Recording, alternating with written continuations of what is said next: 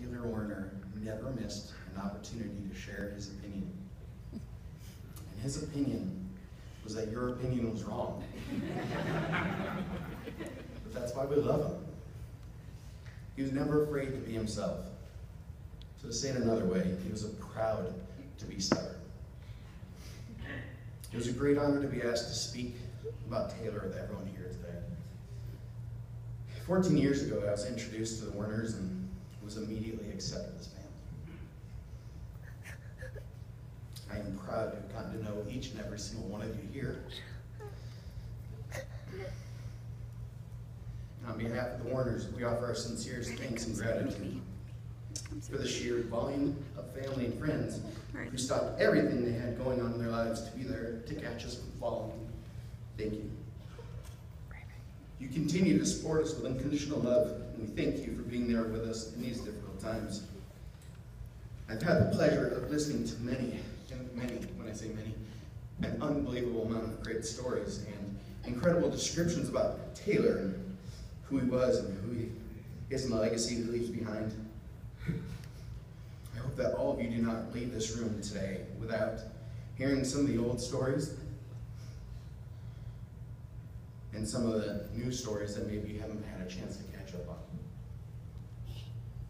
Those of you who own a laser pointer know exactly what I'm talking about.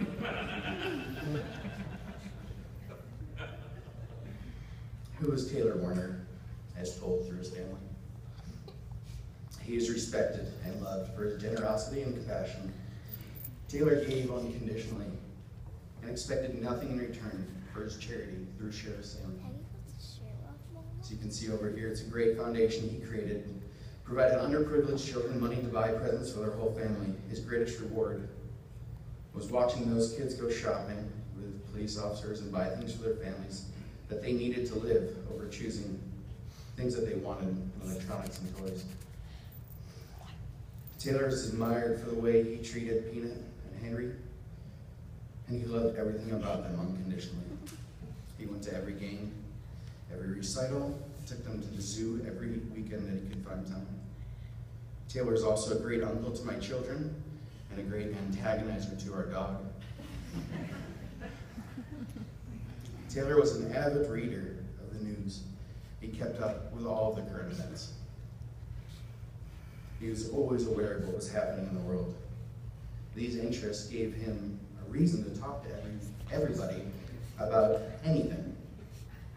And as many of you know, he did talk to everyone about anything, at any time, and all the time.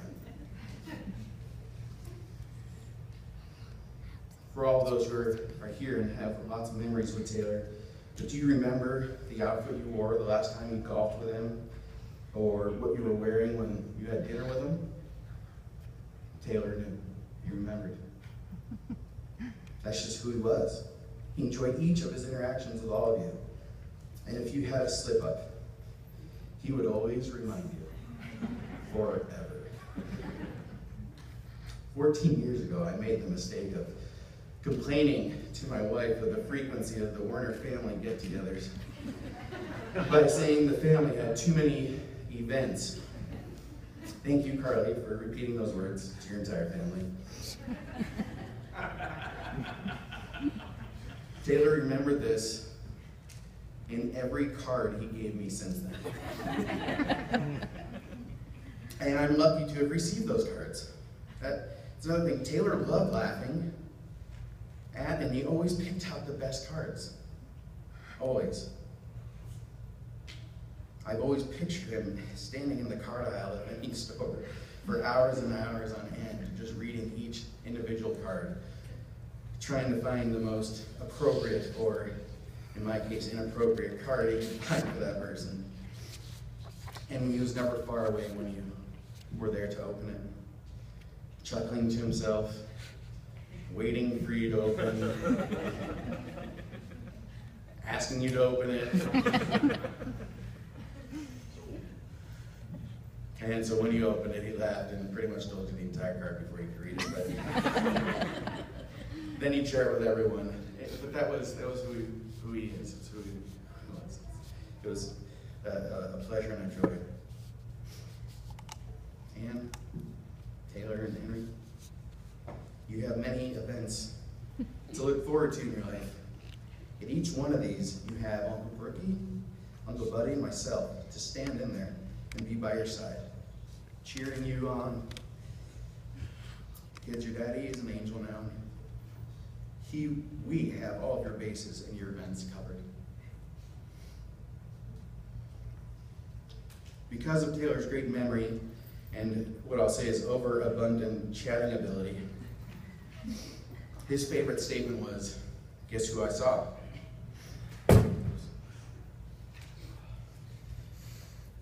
He never met a person he didn't want to know, and he never forgot about his interaction with them, no matter how insignificant. Whether it was the guy from the driving range in 1987 at a course in Minnesota, to the guy who sold him his fishing rod. And by the way, we could never guess who he saw. As Brooks is so eloquently wrote, Taylor told bad jokes, but at least he told jokes. To him, joke telling was always about quantity and rarely about quality. Before, during, and after the joke, he laughed the entire time, which was a great part of his charm. 15 minutes after his jokes were completed, you were still wondering what happened to the punchline. But you didn't care because that's who he was. There's so many people in this room who can attest to this. And I hope you get to hear some of those stories today. Brooks and Mike Fitzpatrick had a few of them. I could not stop laughing when they were saying them, and I hope you get the chance to tell them to as many people here today, because it's just who he was. So here's one final opinion, Taylor, that you cannot disagree with me on. And although I will have dreams about this speech, immediately afterwards of having Taylor tell me what I should have done different. But that opinion is that you are loved, you are remembered, and you are missed. And Brooks and I beat you the fifth to last time we played golf. No, that last one wasn't an opinion, it was a fact. And in honor of you, Taylor, it was the Wednesday before Thanksgiving in Flagstaff, Arizona. Jim was the golf attendant you talked to for 15 minutes about the green speed, the best round on the course, the average wind speed and direction in November, pace of play, his kids, his siblings, what Jim had for dinner last night. You then proceeded to tell him about your golf pro days, who you caddied for, where you lived, what famous courses you played. Then you proceeded to discuss how far you hit your drive the last time you played. And you described each drive you hit the last time you played, including distance and trajectory. Normally, you beat the tar out of me, and everyone else you pretty much played with. But on this very special day, you couldn't hit a drive to save your life. You bogeyed 13 of the 18 holes, and Brooks and I took 1 and 2 in the annual Gobbler's Cup. Taylor would have hated that I told this story. But that was his style. He would have done the same to me, and I know that he is smiling right now. Taylor is now doing what he was always doing, chuckling to himself, thinking about a memory, an event, a joke, or watching a funny video. You can be sure he is just kicking back.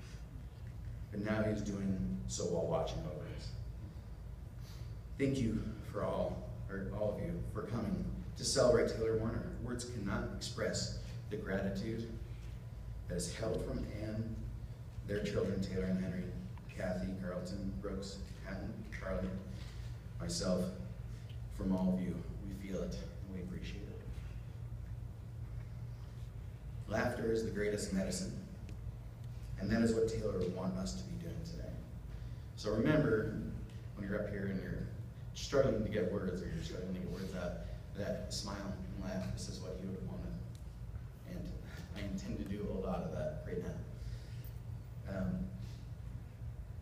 So thank you again, and with this, we'd like to extend the opportunity to share stories amongst the tables that you're sitting at. We prefer it that way, and just share as much as you can about Taylor and how you remember him and what just what he was to you.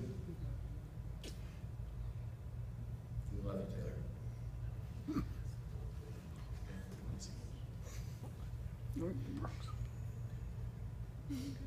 I'd like to invite Brooks up here just to do a toast.